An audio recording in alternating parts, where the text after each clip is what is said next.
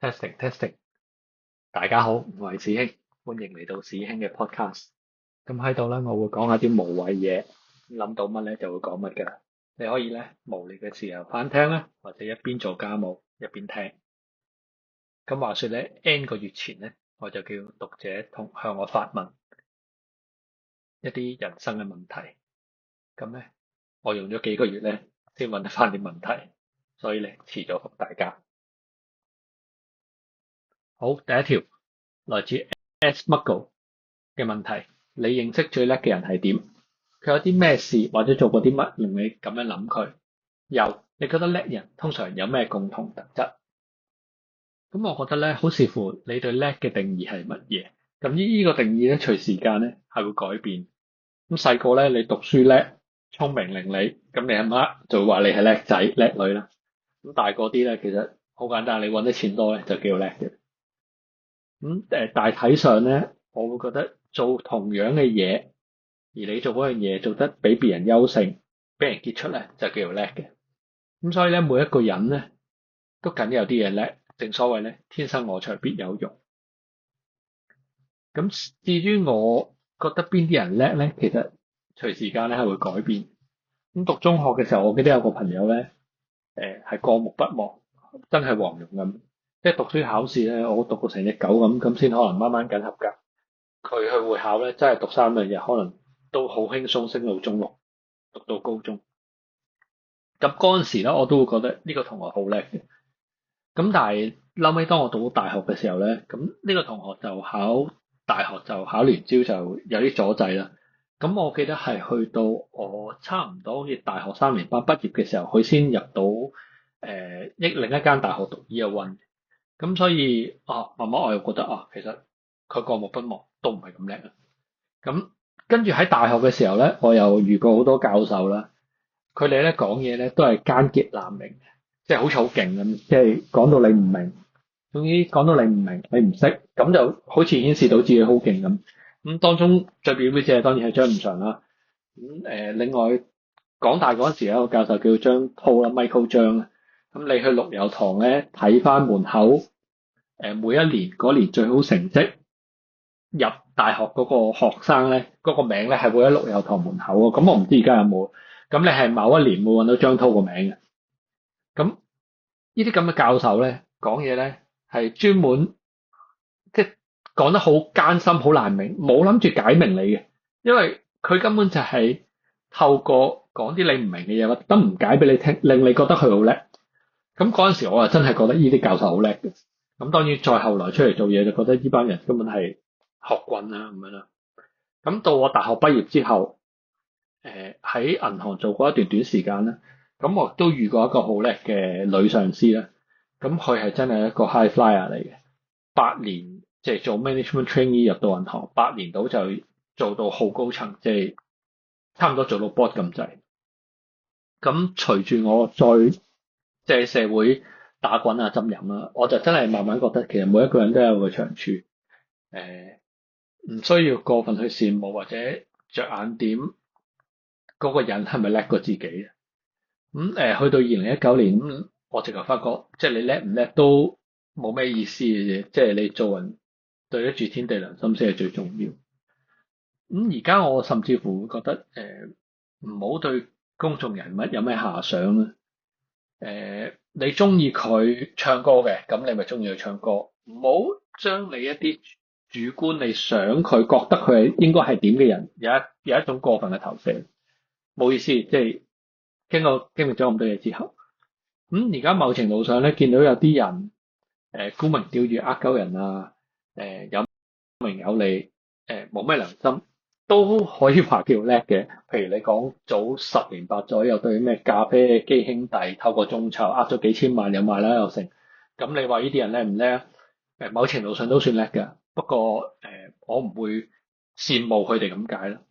咁近排咧，我亦都睇咗一篇學術文章咧，講港漫古惑仔，咁寫嗰兩個係香港中文大學教授嚟嘅。咁嗰篇文係勁啊！呢兩個中大教授話陳浩南係即係喺某一啲事情上係維護香港嘅言論自由。咁佢舉咗一個例子嘅，咁遲啲有機會再講啊。即係我覺得呢兩個教授都算好嘢嘅，咁都做到教授。佢哋寫到陳浩南漫畫版陳浩南啊，唔係鄭伊健嗰個陳浩南啊，寫到陳浩南咁有良心保護香港言論自由，即係一係就係戇鳩啊，一係就係全心誤導啦。咁不過我講完咗啦，咁到我而家40幾歲，咁你要問我覺得有咩人叻，我即刻諗到咧有幾個啊，即係我都好佩服嘅人。咁一係即係啲畫公仔好叻嘅人啦，譬如 Felix Yip 啦，因為我識佢，咁真係見過佢可以完全白手畫畫，咁我覺得係好厲害。咁有啲創業嘅人亦都好叻啦，阿 Leo To 啦，咁我都覺得好叻。咁另外一個我覺得都好叻嘅人就係鄺寶賢啦，區議員啦。佢讀書嘅時候我已經識佢，咁佢係一個好學不倦嘅人啦。佢讀完醫生，近排又唔知讀咗幾個 degree 咁樣。咁我識香港啲醫生，其實大部分都係黐撚線嘅。作家啦，咁我會覺得南骨子係好叻嘅，因為佢係日日有稿出。嗰陣時我睇過個訪問，佢係喺地鐵啊、巴士啊都可以照打稿嘅，即係黐線。咁 YouTuber 啦，我覺得蕭生係幾叻嘅。成波之路啦，成波之路係一個非常有科學精神嘅 YouTuber 嚟嘅。雖然佢係講食，但係佢做裡面啲實驗係好科學，好有科學精神。咁台灣嘅 YouTuber，我覺得中字通好厲害。咁我寫文之前有講過。咁甚至乎再講遠啲啦，我覺得澤連斯基烏克蘭總統都好勁，即係佢做議員諗住出嚟玩下啫，點知禮真要即係承擔咁多責任，面對即係俄羅斯嘅入侵。咁但係即使過咗咁多年啦，咁唯一冇變，我都係由頭到尾都係佢咁叻嘅人咧，就係米高佐敦，即係 NBA 打籃球最叻最叻，一定係米高佐敦，唔會有第二個人嘅。好，跟住咧第二條問題又講咗好多啦。你覺得叻人通常有咩共同特徵？我覺得有幾個特徵係我歸納到出嚟。第一樣就係佢哋喺某一種技能上咧特別優越、特別叻。人人都做過啲嘢，但係佢做得特別出色、特別有效率、特別有創意。呢個係第一樣嘢。第二樣嘢就係佢哋好專心，佢哋做佢哋想做嗰樣嘢嘅時候係會排除萬難啦。唔計較困難，咁去做呢件事。咁第三咧就係呢啲人咧，未必係好有錢、好有名、好有利，但係佢哋好多時都係做到佢哋想做嘅嘢，而佢哋叻嘅嘢咧係佢哋想做嘅。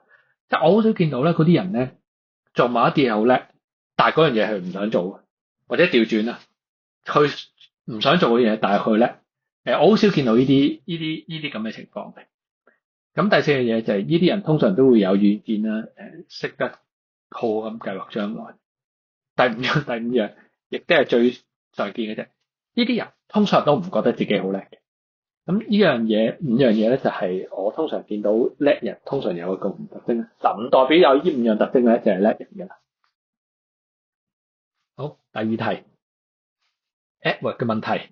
如果你要同一個人交換人生，你會換邊個？哇！呢條問題同啱啱我哋問題有啲關係嘅。我其實諗咗好耐。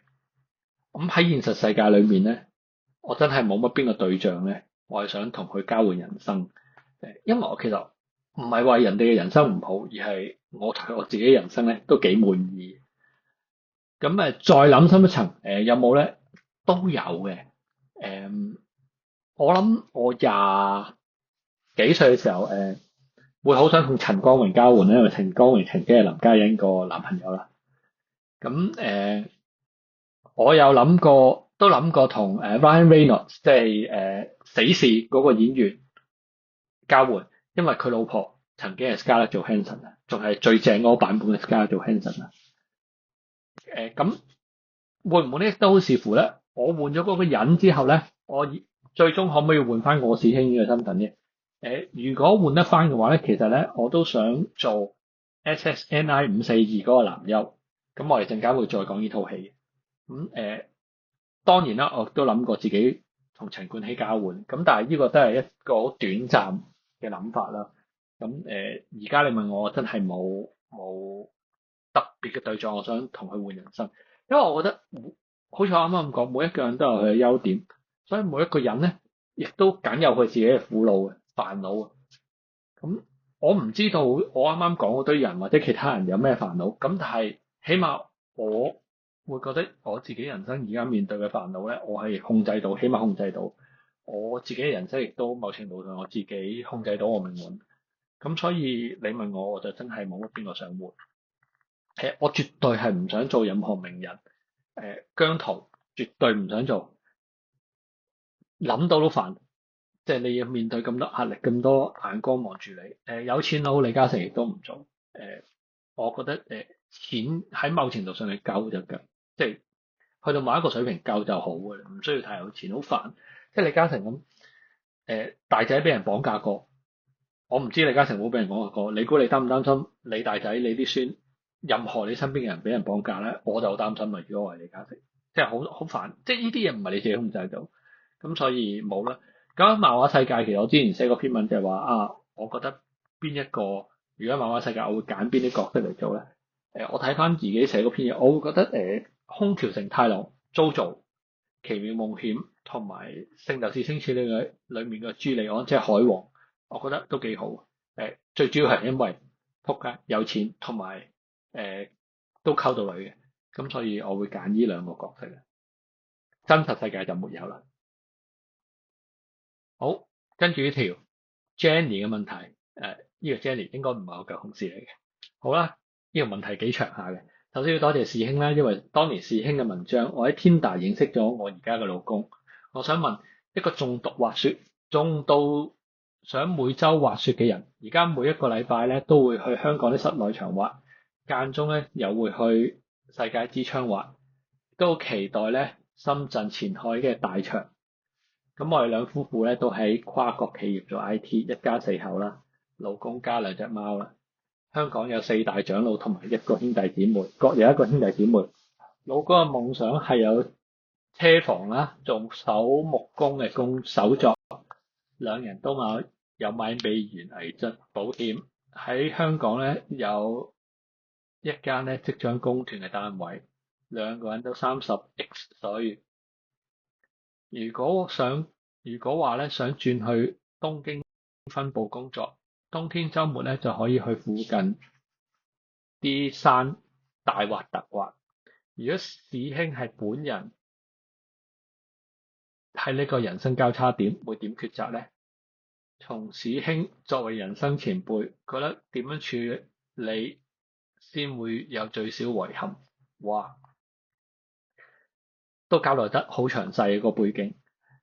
咁咧，我睇翻你嗰條問題咧，其實就係諗緊啊，究竟留喺香港照顧四大長老啦，咁近屋企人啦，定係去日本滑雪好？即係我估你個選擇係呢兩樣嘢啦。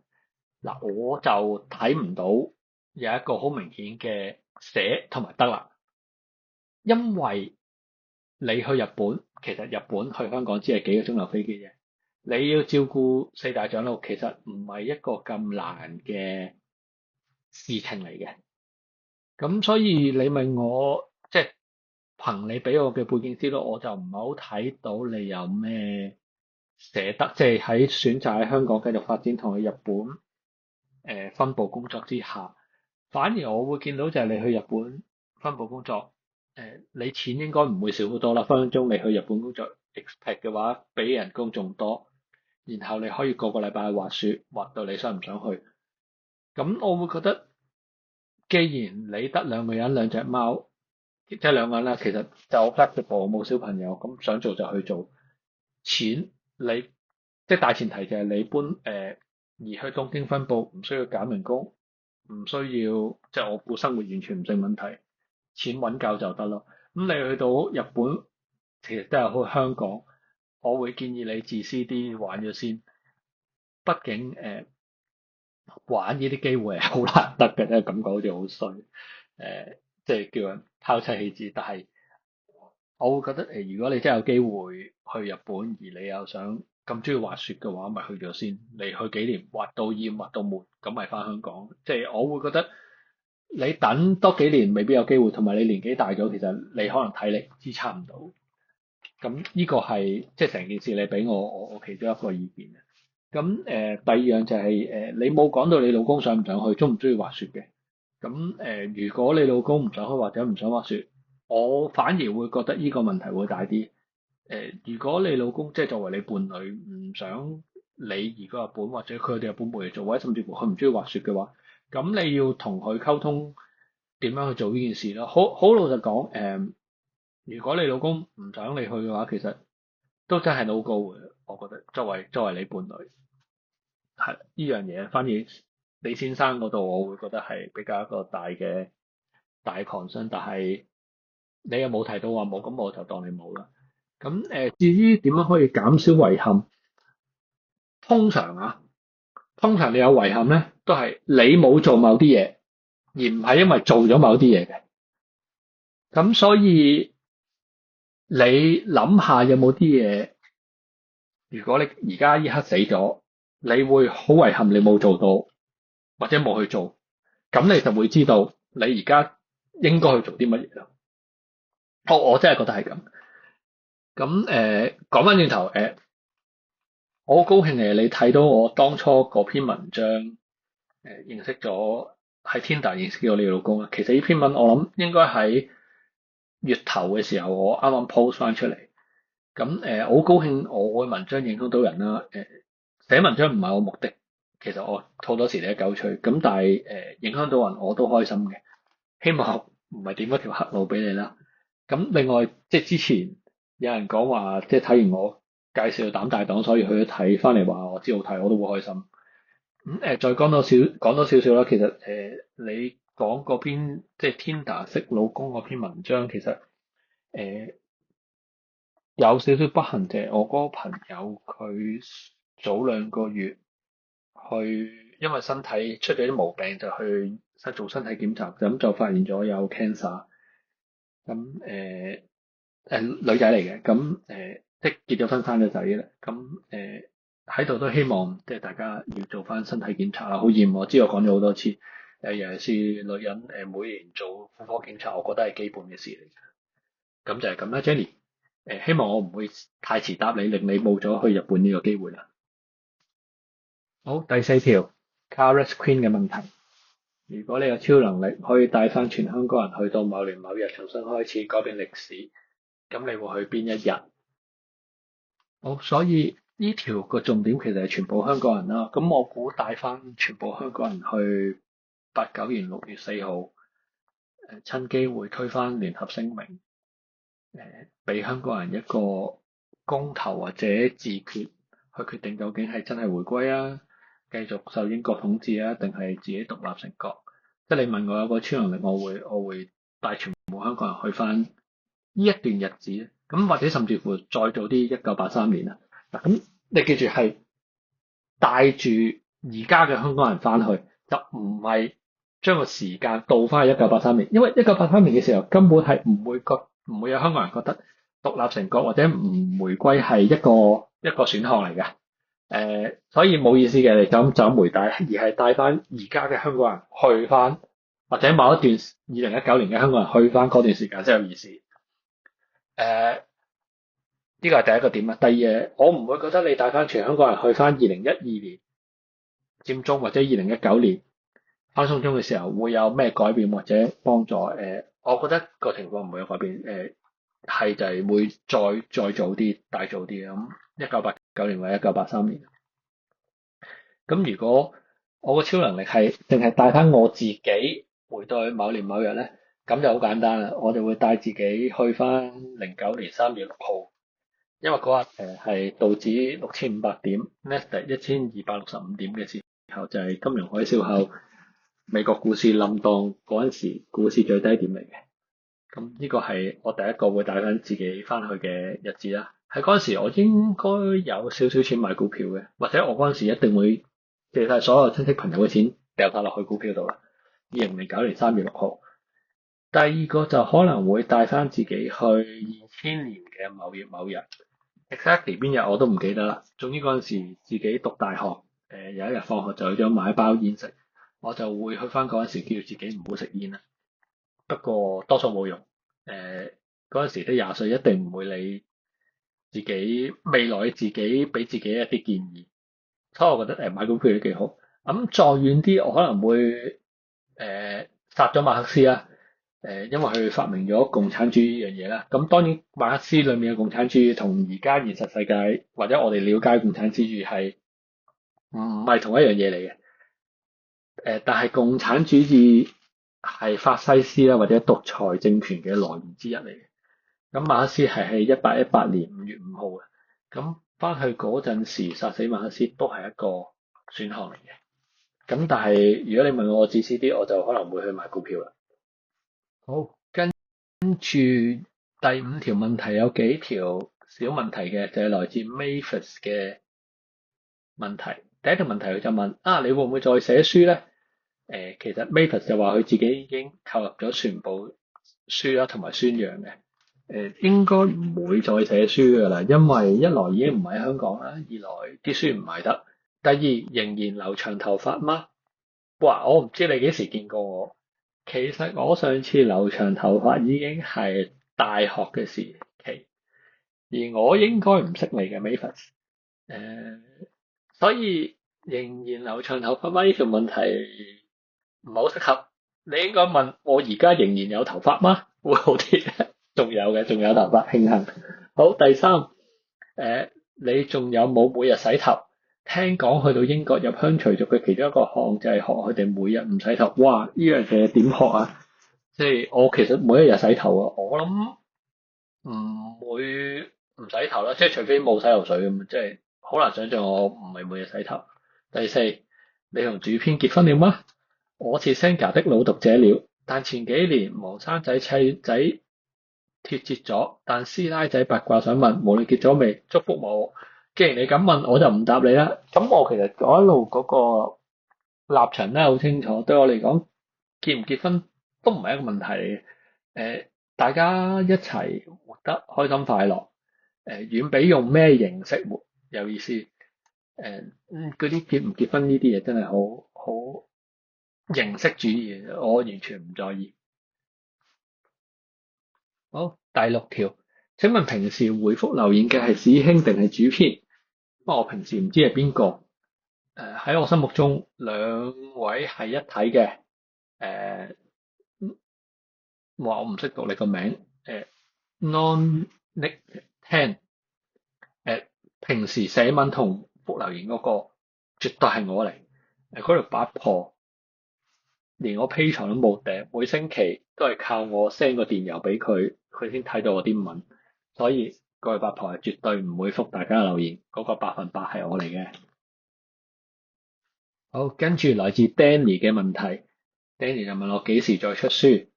睇佢再答詳細啲啊。其實我真係有諗過嘅，咁怕我買得唔好啦，加上出書真係太花時間啦，咁所以短期內都應該唔會再出書㗎啦。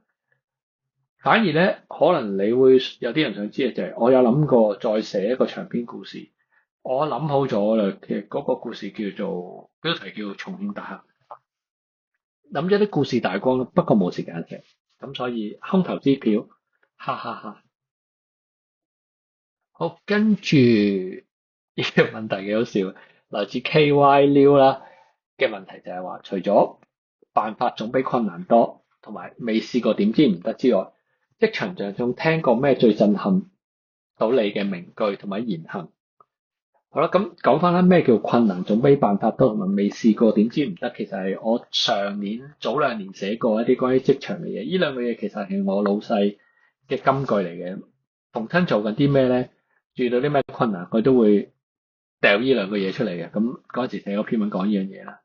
咁除此之外，我仲聽過啲咩有最震撼或者最好笑嘅嘢咧？就係金融海嘯嘅時候咧，有一間公司個老闆咧就叫 HR 去問下啲員工咧，即係周圍問晒成公司啲員工。我諗你公司唔係好大，50到100人到啦，就係問下啲員工有邊個咧唔想做？點知咧個 HR 同個老細講：阿老細，係我唔想做啊咁樣咯。咁結果個 HR 轉頭就唔使做就辭咗職走咗啦。咁所以呢個係一個最好笑最好笑嘅嘢。咁另外就係、認真啲講就係、以前我啱啱講過我喺銀行做過啦。有一個幾出名，唔係幾出名，幾升得好快嘅老細咧，佢就講話喺商業世界裏面咧，啲人要有遠見，要計劃3年嘅嘢啦。咁呢樣嘢係令我覺得幾震撼。到我今日嚟講，我都會覺得你要 think ahead of 嚟緊3年、5年、10年，你自己會得到啲乜，會喺一個咩嘅位置上，我覺得幾重要。因為呢樣嘢，所以我早好多年嘅時候已經諗住要移民，要去其他地方生活。咁所以最終亦都好幸運地可以去到外國生活啦。之前喺台灣，而家英國。咁所以呢樣一個喺我20歲嘅時候聽到嘅一個口號，最終真係影響到我。咁第三樣嘢，我覺得都幾震撼到我嘅咧，就係到我後期即係17、18年嘅時候咧，咁有一個老細咧，佢就係黐線，佢紅眼症咧，因為紅眼症好嚴重咧，係會盲嘅。因為我都試過紅眼症，住咗醫院幾日，咁紅眼症好嚴重咧，係會盲嘅。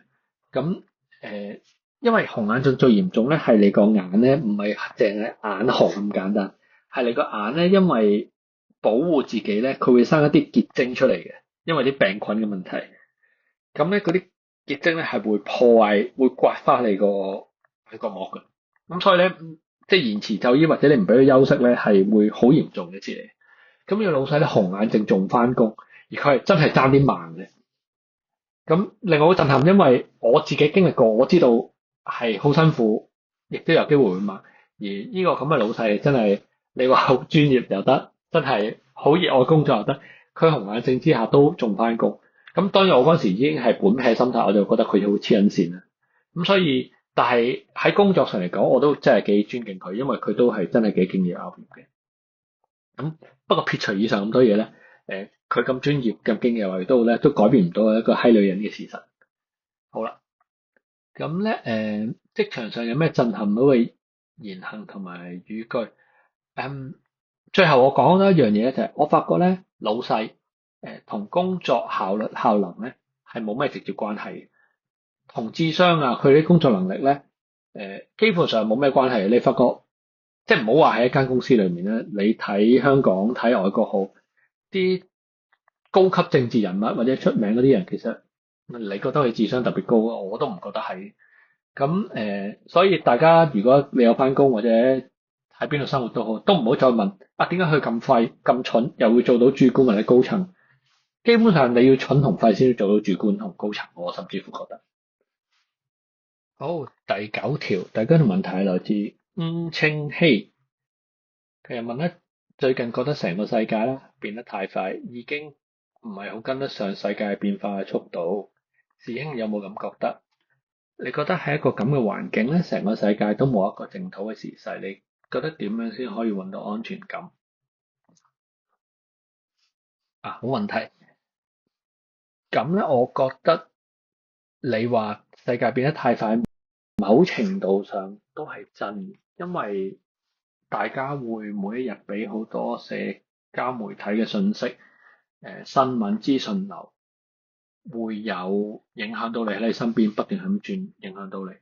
咁我諗我哋長大，我諗我自己長大30-40幾年嚟，一啲我以為已經好根深蒂固嘅系統或者一啲規則咧，正在改變。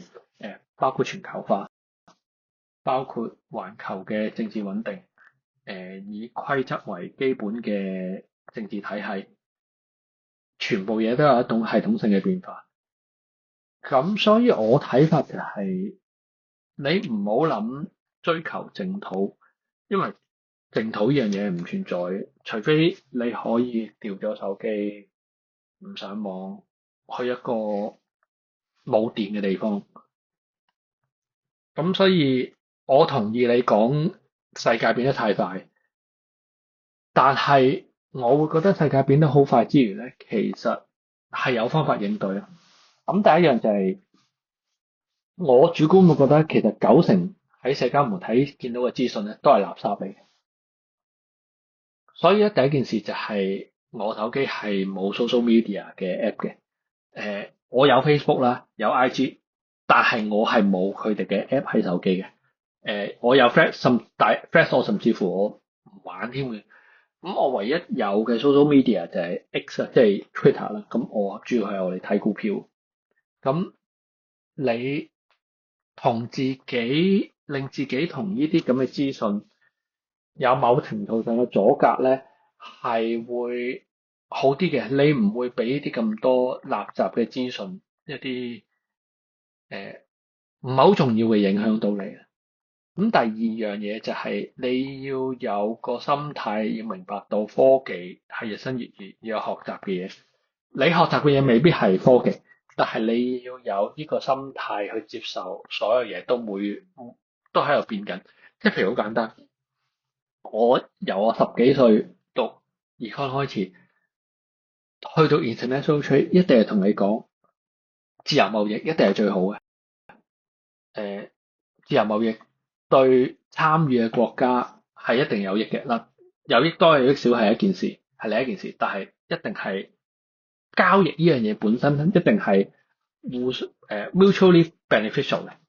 咁但係去到我45歲嘅時候，你就發覺全球最大嗰兩個經濟體都只係視貿易為一啲談判政治嘅籌碼，咁你就會覺得好神奇，即係唔再講 free trade，即係而家你同人講 free trade 一樣好可笑嘅嘢。甚至乎我自己我都唔好相信 free trade 嘅而家。去翻嚟問題，第三即係點樣可以令自己有安全感？第三就係我覺得好緊要啊！口袋有錢啊！起碼你要知道自己啲錢去咗邊。你冇錢都最好有錢啦，冇錢都冇辦法，但係你起碼要知道自己啲錢去咗邊。第四樣嘢就係你要嘗試掌握自己嘅命運。感覺好似好沉重，其實講穿咗就係咩？就係更加着重你嘅 work-life balance 啦。咁呢樣嘢我估對香港或者喺香港工作嘅人嚟講會難嘅，因為文化問題。但係你諗緊啲，其實有好多嘢你後生唔做，你老咗係做唔到。唔係你冇錢做或者你唔想做，而係你老咗你做唔到嘅。咁第五樣嘢就係你要有一樣嘢，你心裏面要預備定一樣嘢，係你做嗰樣嘢就會俾到一個 peaceful mind 嚟嘅。可以係打手遊，可以係睇 Netflix，可以係你做 meditation，你做靜觀嘅練習。你要適當地利用呢樣嘢，當你心煩意亂嘅時候，你做呢樣嘢，你就可以好清脆利落咁，將啲煩擾到你嘅嘢咧，完全切割到出嚟。諗下呢樣嘢，我幾重要。我以前有寫過，因為一樣嘢，另一樣嘢就係 comfort food 啦。我記得我生 cancer 嘅時候，有一次做完手術去見做後姑娘，咁個姑娘就問我你痛唔痛啊？咁我話唔係好痛咁啦。跟住姑娘就話如果你痛或者你唔開心嘅話咧，你可以食 comfort food 嚟令自己開心翻。你 comfort food 係乜嘢啊？我諗咗好耐，其實我唔中意食嘢。跟住話唔係嘅，梗有 comfort food 嘅，你諗下啦。其實我中意食煙，但嗰時已經戒煙，咁所以有時 comfort food 嗰啲，即係你要諗一樣嘢，隨時一個食物或者一個行為會俾到一個 peaceful mind 你。第六樣我都覺得重要嘅就係喺香港咯，咁特別係香港住，你有心理準備同計劃隨時係走到，諗定 backup plan。太危險啦，我覺得喺香港，特別對某一啲人嚟講，即係好似我呢啲咁嘅人嚟講。好，第十題，UEN 嘅問題就係想睇你寫英國買樓注意事項，我點解？咁其實我已經有幾篇文，連續幾篇文都係講我買樓啊，裏邊嗰啲萬水千山，唔係萬水千山，個係咩？波瀾壯闊，荊棘滿途嘅經過啦。咁你要問我就係結論就係第一唔好買 apartment。第二希望你好彩，尤其是遇到律師。第三就係、如果你買樓咧，最好間樓咧係本身不夠10年以內。第四，去你要買樓個區附近行多幾轉，就唔好淨係集中間樓，去附近行多兩轉，喺唔同時間去。可能你會睇到或者即係你會了解到嗰個社區係點啊，治安係點，會知多啲嘅。係啦，咁呢個係即係比較概括啦。其他細節其實好多 YouTuber 都有講，同埋我始終我買過一次樓，我唔係好多經驗可以分享俾大家，你自己上去 YouTube 睇啊。好，第11條，受土問嘅，請問有冇因為探光而得到任何前列腺嘅快感？冇，絕對冇。